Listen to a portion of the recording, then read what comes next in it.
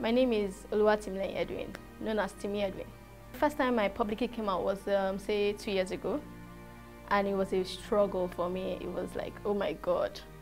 It was like but it was also quite an experience in the sense that it was like I was unburdening. I no longer had to carry this whole burden of if he knows or if she knows that I'm a sickler or I'm a sickle cell warrior, how would the person react towards me?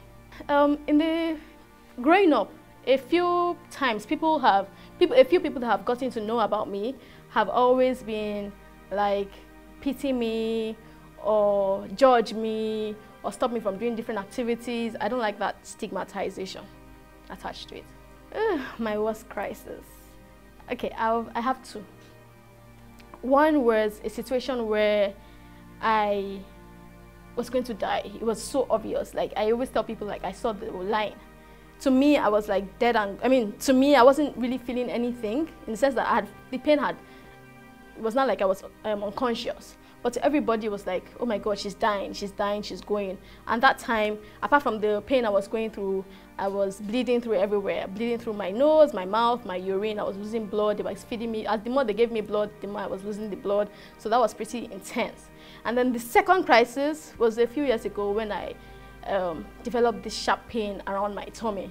And for weeks, it was just not going. I was on admission. I was asking the doctors, what's going on? What is happening?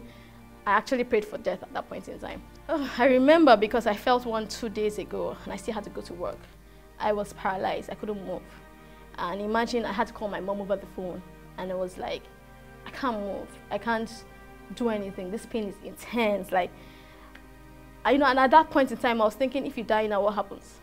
So sometimes you begin to think things that are beyond you. Like, it is, I don't know, some people say hammer beating, and some people say, but for me, it's pain that keeps one down. Like, you just can't even begin to scream. Usually, I don't show emotions when I'm having a crisis. I just go to the doctors and whatever. But this time around, it was numbing. It's like being hit by a trailer. It's terrible. That's how it feels. That's how it feels. So, will I say thousands of needles hurting you at the same time? Would I say being hit by a truck? I've been lucky because I finished school at, say, age 20, and I started working pretty much almost immediately. So medically, my company has always taken care of my bills, but I would say 200K, yeah, at a stretch. And sometimes, yes, I also have to pay my bills, maybe if I'm in between jobs or something. So I say, yeah, 200K. Being in relationships and having sickle cell. Okay, for instance, I'm 30, right? Well, 29.98%.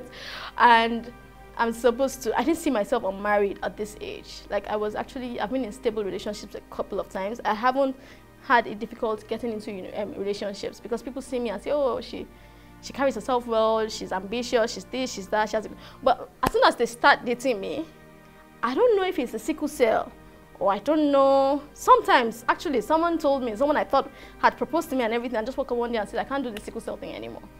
So I have had really bad experiences. And then maybe it's a few guys I like, maybe we're just getting to know each other, and then they have a hint that she has sickle cell, and then they just run. So that really hurts, yeah.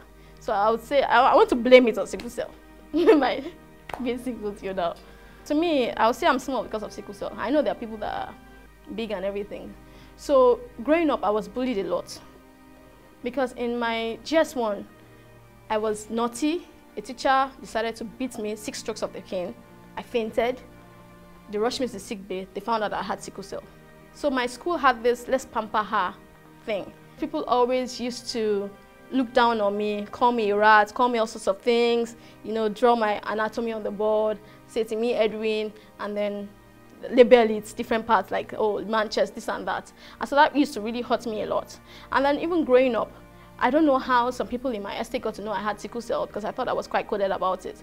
And then they said something about, I have a blog, a sickle cell blog, where there was a story I wrote about traveling abroad for my 25th, doing just wonderful things. And I said, I went with a friend. And the next thing they were thinking, oh, so did you break during the sex and stuff like that? And I'm like, so because of that, I had to do a follow-up write-up to show that, look, do a research saying that, look, we are sickle cell, it doesn't mean that we can't perform in other areas or in areas that so people always, it could be snide comments, it could be those things really get at me. Then I also hate the pity. I also hate the don't stress yourself too much. Don't do this, don't do that. Yeah, so many things. My greatest fear is not achieving my full potential. Funny enough, maybe it has to do with sickle cell. Maybe because sometimes I push myself. I try to prove to the world that I'm capable of being a superhuman, and so I push myself. So sometimes I have this fear that what if I fail? What if I don't live up to my expectations, which are pretty high of myself? And then I also have this fear of what if I never get married? Yeah, so those are my fears. Someone told me he loved me irrespective and woke up one day and said he wasn't doing anymore. Why? Sickle cell. First of all, I would say please stop the stigmatization, like period. The stigmatization everywhere. The stigmatization at work, the stigmatization in relationships, the stigmatization amongst friends, the stigmatization. Please just stop it. That's one. Two, I would advise that if you are a parent and you have a sickle cell child, I'm giving you this advice because my mom also had sickle cell and she raised me. Maybe if she didn't have sickle cell, I would raise differently. Don't overprotect your child. Raise this child like he's a normal human being. Don't segregate, don't pamper, don't protect, don't hide. Let the child achieve full potential. Yes, the child will break down. Yes, the child will fall sick. When the child falls sick and breaks down, please, take care of the child. But once the child is up, let the child run, let the child do sports, because we move past the age where sickle cell people are incapable. So that is also training this child for the future. Because I have a lot of colleagues, a lot of friends, a lot of people that are my age mates. I don't want to say useless.